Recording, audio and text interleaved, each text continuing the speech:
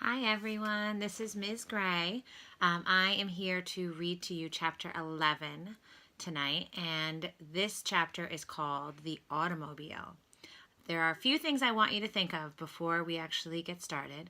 Find a good place to read, find a good place to get comfortable. I'm here. This is actually our toy room, so I'm at home. This is my house. I have a stuffed animal, one of Abby's stuffed animals from when she was little, and I have just a comfy little pillow, which we love. I'm sure you guys have seen these kinds of things.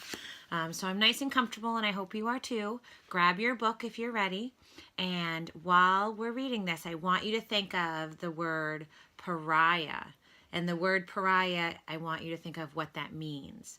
Also, here's the Tell It Tuesday question. What direction did Dr. Carey tell Stuart to go and why? So think of those things. Those are your questions, and that's your vocabulary word. Okay, chapter 11, the automobile.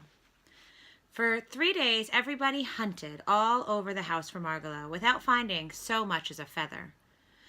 I guess she had spring fever, said George. A normal bird doesn't stay indoors in this kind of weather. Perhaps she has a husband or someone somewhere and has gone to meet him, suggested Mr. Little. She has not, sobbed Stuart bitterly.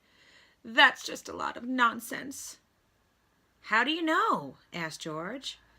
Because I asked her one time, cried Stuart. She told me she was a single bird.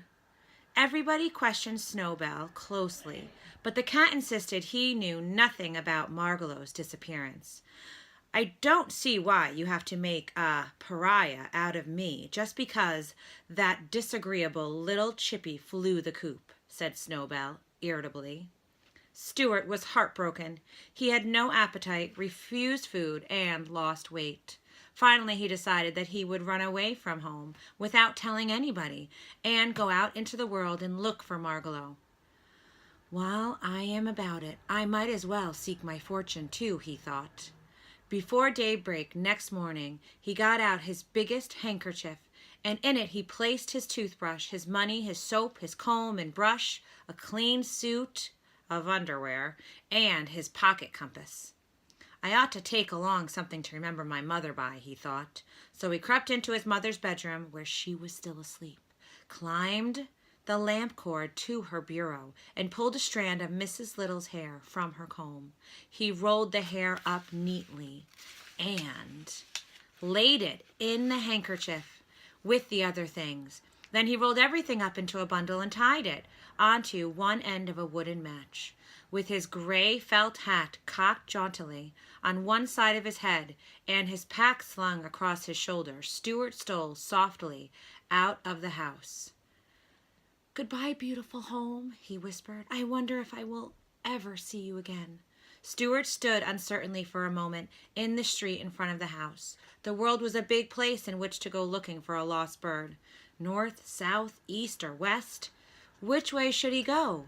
Stuart decided that he needed advice on such an important matter, so he started uptown to find his friend Dr. Carey, the surgeon dentist, owner of the Schooner Wasp. The doctor was glad to see Stuart. He took him right into his inner office where he was busy pulling a man's tooth. The man's name was Edward Clydesdale, and he had several wads of gauze in his cheek to hold his mouth open good and wide. The tooth was a hard one to get out, and the doctor let Stuart sit on his instrument tray so they could talk during the operation. This is my friend Stuart Little, he said to the man with the gauze in his cheek.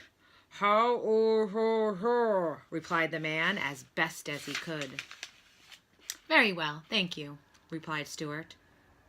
Well, what's on your mind, Stuart? Asked Dr. Carey, seizing hold of the man's tooth with a pair of pincers and giving a strong pull. I ran away from home this morning, explained Stuart. I'm going out into the world to seek my fortune and to look for a lost bird.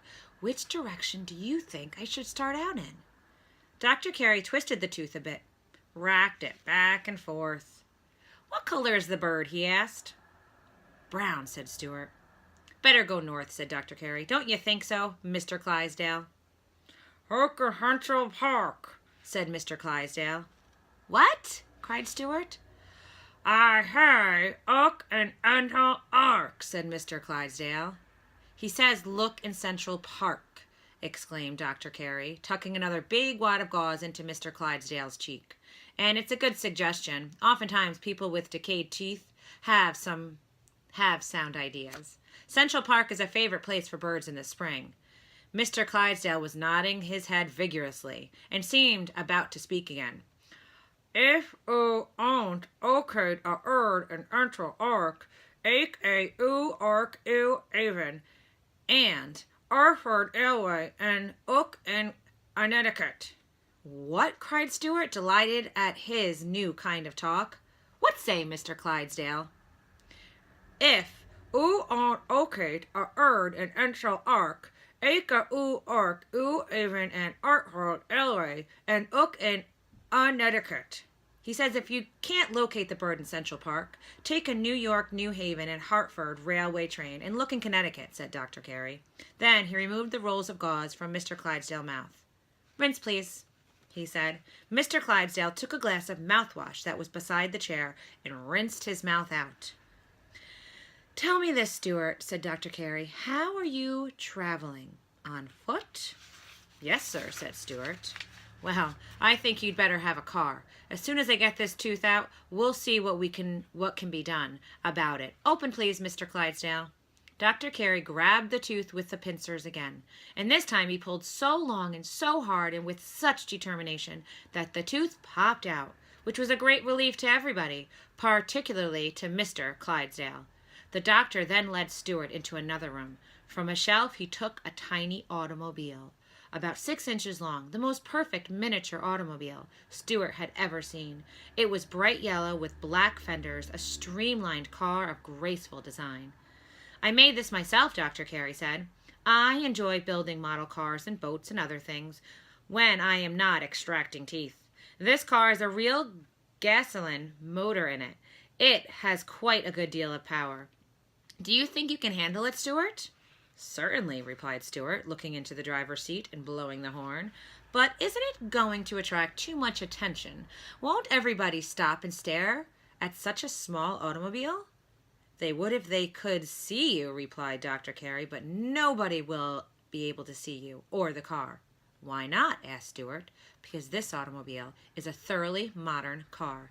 It's not only noiseless, it's invisible. Nobody can see it. I can see it, remarked Stuart. Push that little button, said the doctor, pointing to a button on the instrument panel. Stuart pushed the button. Instantly, the car vanished from sight. Now push it again, said the doctor. How can I push it when I can't see it? Asked Stuart. Feel around for it. So Stuart felt around until his hand came in contact with a button. It seemed like the same button, and Stuart pushed it. He heard a slight grinding noise and felt something slip out from under his hand. Hey, watch out, yelled Dr. Carey. You pushed the starter button. She's off. There she goes. She's away. She's loose in the room.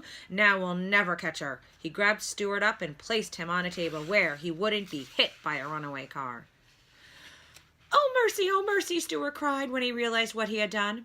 It was a very awkward situation. Neither Dr. Carey nor Stuart could see the little automobile, yet it was rushing all over the room under its own power, bumping into things. First, there came a crashing noise over by the fireplace. The hearth broom fell down. Dr. Carey leapt for the spot and pounced on the place where the sound had come from. But though he was quick, he had hardly got his hands on the place when there was another crash over by the wastebasket. The doctor pounced again.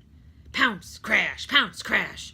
The doctor was racing all over the room, pouncing and missing. It is almost impossible to catch a speedy, invisible model automobile, even when one is a skillful dentist.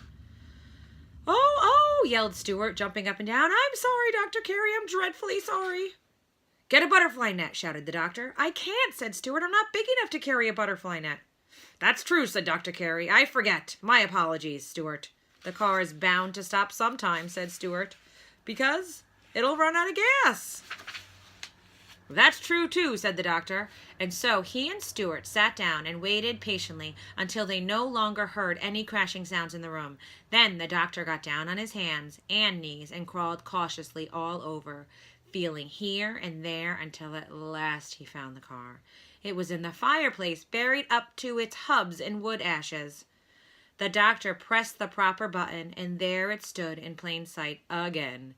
Its front fenders crumbled, its radiator leaking, its headlights broken, its windshield shattered, its right rear tire punctured, and quite a bit of yellow paint scratched off the hood.